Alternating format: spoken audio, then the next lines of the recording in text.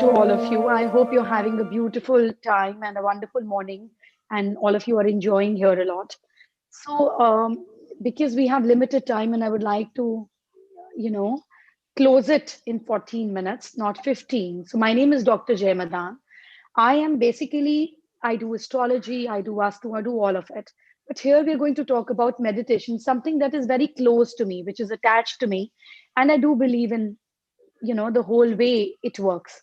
How does it works? And the moment we talk about meditation, there is a certain stress everybody has, and we feel that ये तो मुझसे होता ही नहीं, I am unable to concentrate, मेरा ध्यान नहीं लगता, I can't focus my mind, I have 200 thoughts running in my mind.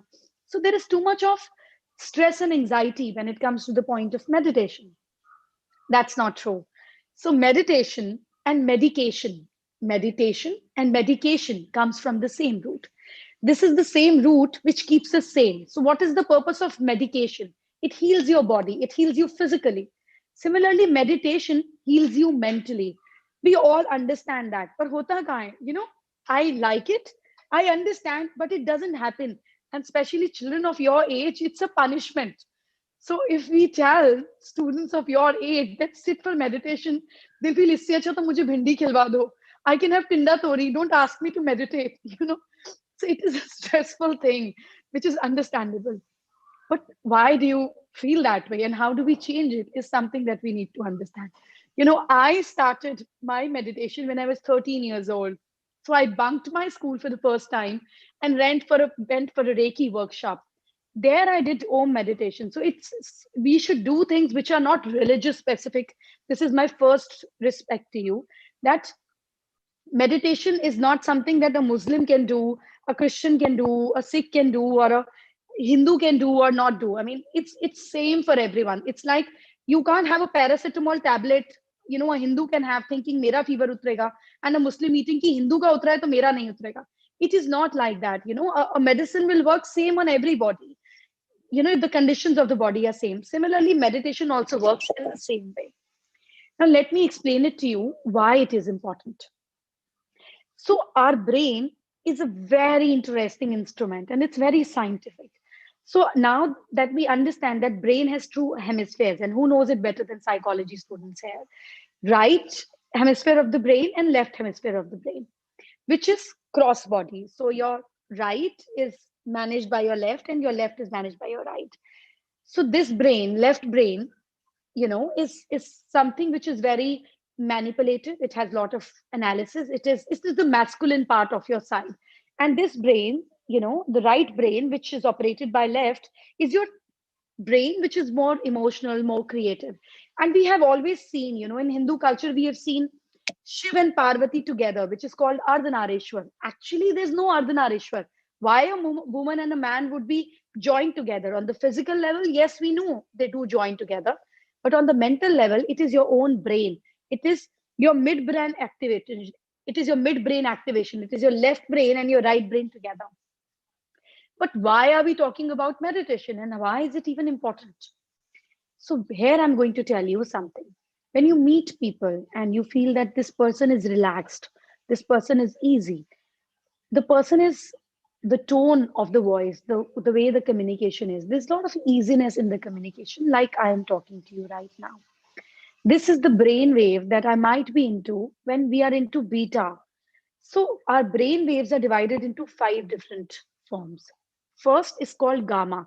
Gamma is like like a drum beating. It's 30 hertz and plus.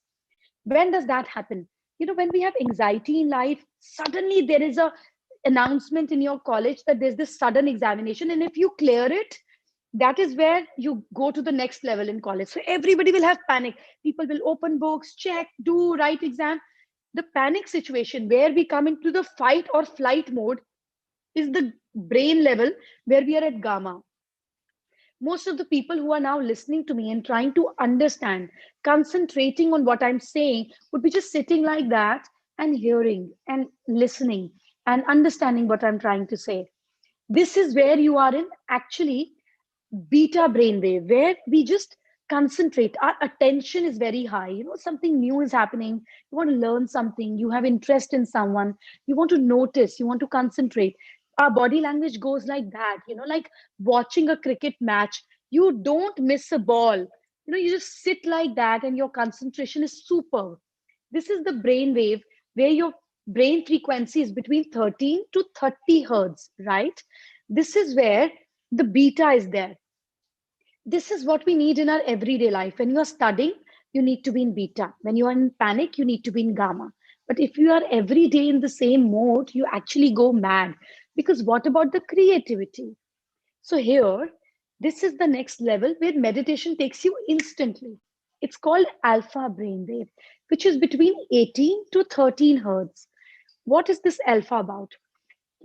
Now, like if I start talking to you, in which I take pauses, my eyes don't blink much, I am at ease.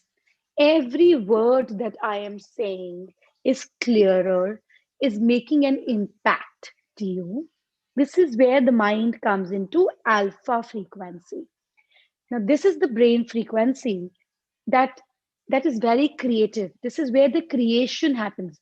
You've noticed people who are writers, poets, or you for that matter, if you're going and doing some research, you need silent time, you need me time, you need good ambience, you need relaxation. And that is where your mind, your juices started flowing and you're able to create something, right? This is where meditation takes you instantly. It's magical because it lower downs your breath level. Your breathing becomes easy, it is comfortable, and it is shallow. This is where you should immediately go because of the alpha brainwave. Now, the next level is where the magic happens. It happens to you. Kabhi kabhi while eating the lunchtime, or if you have a heavy day or busy day, you suddenly feel so tired that you just want to sleep and take a nap, like a real nap. And this 5-10 minutes of nap is so energizing that you feel completely amazed. You feel so focused. You feel so refreshed. This is where we feel and we get into the mode when we sleep at night also. It is called theta brain wave. So theta has frequency from 4 to 8 hertz. This is the time when we are little conscious but not very active. We are aware but not super aware. This is the frequency where meditation takes you if you practice a bit longer. But isse hoga kya? Why do we need to go to this frequency? Any pain, any suffering, mental or physical, any anxiety that needs to be taken care of, washed off, healing, the body and the mind healing, the emotional healing happens when the brain gets into theta brain frequency. This is where meditation takes you.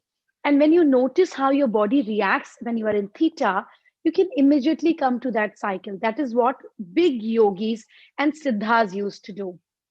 It's not magic, it's understanding your own body signs.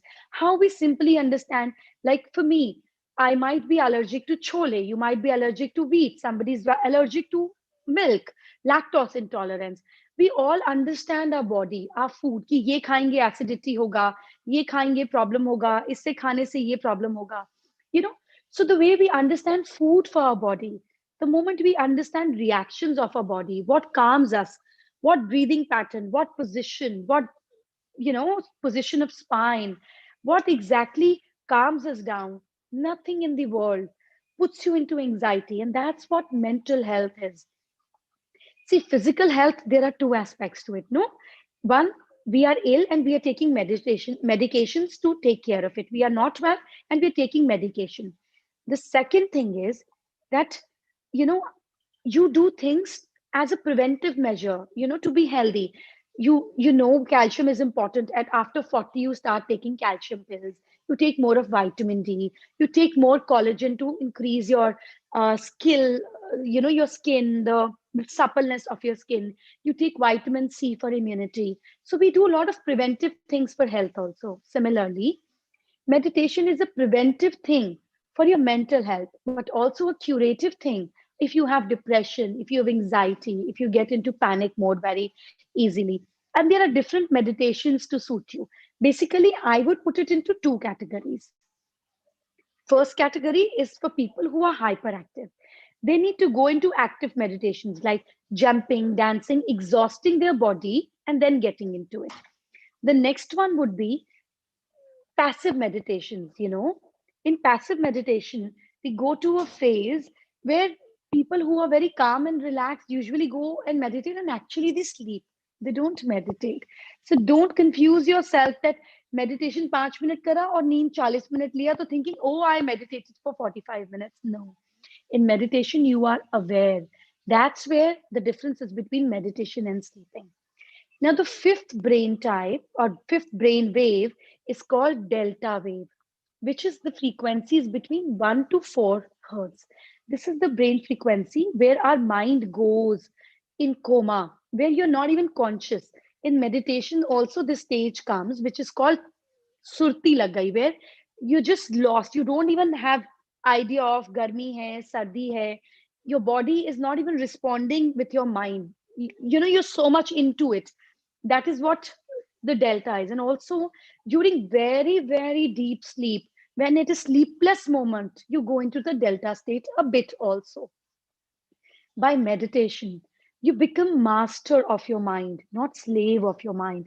And we as human beings, this is, I think, what we are born for.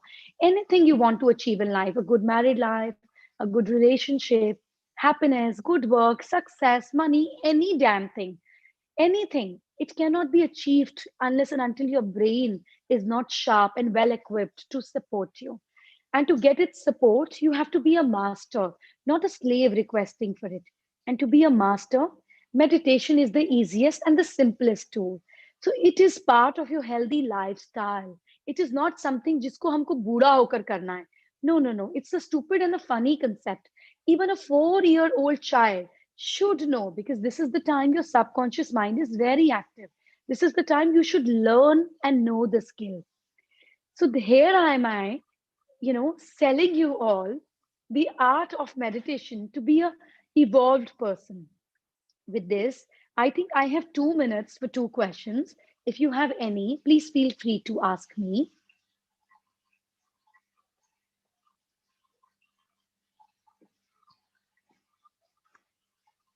Hello.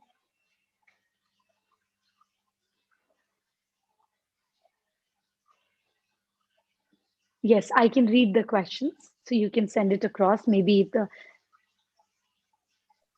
Yes, ma'am. We do have some questions. Can I please. read it for you? Yes, that'll be very nice. Someone has asked a question: How to do meditation daily? So ideally, Be- I would suggest you that you should go on YouTube. You will find a lot of meditation links. The best one that works for everybody is chakra balancing meditation, because your mind is very busy noticing the vibration and the colors. It's very engaging and very evolving. Like a little child has paintbrush and a big wall to paint on. It is very, very interesting. People who don't want to do it, I would suggest try Yog Nidra. It is the easy way of relaxing your mind. Once you understand, it's like addiction. You can't leave it, unless meditation doesn't want you to leave it. So try to understand how it works on you. Ma'am, we have another question. Is there any other way to increase our power of subconscious? Yes, affirmations is another way by which you can increase power of your subconscious mind. But affirmations दिन भर मंत्र जाप की तरह नहीं काम करता है. It has to be at a certain point of time, which is early morning when you're lazing in bed. जब आप snooze का button अपने alarm पर दबाते हैं ना, that is the time when your subconscious is very active, where you like अभी नहीं 5 minute 6 minute. That is the time. And when you're dipping down to sleep, when you're just getting into the sleep mode, is also when your subconscious is active. Any seed that you plant at that point of time activates in your subconscious mind. Thank you, ma'am. We have another question. How do I meditate without any disturbing thoughts? No, disturbing thoughts to rahegi. Gautam Buddha said that if you don't have thoughts for 60 seconds, you are an enlightened master. And I'm sure you're not, neither am I. The point here is that what do we realize? What kind of thoughts we have? We are so scared to see our own mind, but we want somebody to love us unconditionally. तुम मेरी बकवास सुनो, पर मैं अंदर अपने अंदर नहीं जाकर अपनी बकवास सुन सकती. That is what we do to ourselves. So it teaches you to love and accept yourself. Okay, ma'am. So there are a lot of questions. We'll just go with the last question. How to learn and how long we must meditate? देखो, we can start from 15 to 20 minutes, but sleeping time is not counted in meditation. You have to be aware and active. Every day it is important, at least for 40 days, so that your brain develops a neuron pattern to get addicted and accepted by it. So if you skip a day, we're back to zero. And to begin with 20 minutes. Thank you so much, ma'am. My pleasure.